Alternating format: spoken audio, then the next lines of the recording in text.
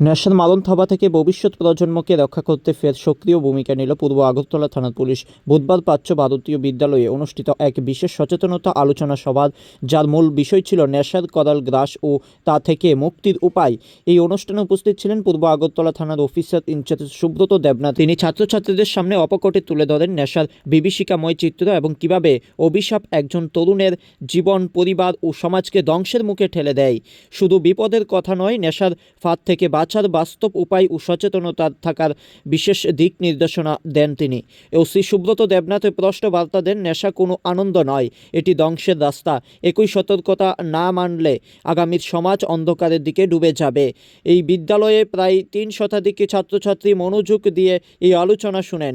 উপস্থিত শিক্ষকরাও মনে করেন এমন উদ্যোগেই পারে সমাজে নেশা বিরোধী মানসিকতা গড়ে তুলতে। আজকে আমরা একটা প্রয়াস করেছি প্রাচ্যবর্তী উচ্চতর মাধ্যমিক বিদ্যালয়ে।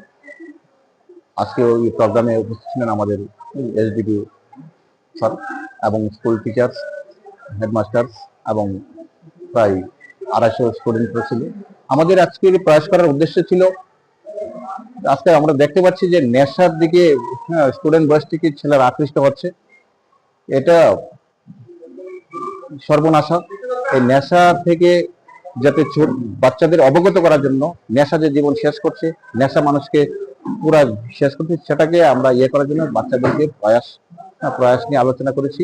এবং প্রত্যেক তারই বলছি যে আসলে মানুষের আরেকটা জিনিস আমি তাদেরকে বলেছি যে দেখো, শিক্ষার সাথে সাথে শিক্ষা বাড়ছে মানে ক্রাইম কমার কথা, কিন্তু শিক্ষার সাথে সাথে ক্রাইম ক্রাইম কম, ক্রাইমও সমাপতে, যাতে মানুষের মধ্যে মানবিক মূল্যবোধ থাকে, মানুষের মনুষ্যত্ব থাকতে মানবিক মূল্যবোধ এবং নেশা থেকে সম্পূর্ণরূপে বিরত থাকে, একটা সুস্থ সুন্দর জীবন মানুষ হয়ে থাকার জন্য মেইন মানুষ দরকার। এই বিষয় নিয়ে আমরা ছাত্রদের অবগত করার জন্য প্রয়াস করেছি।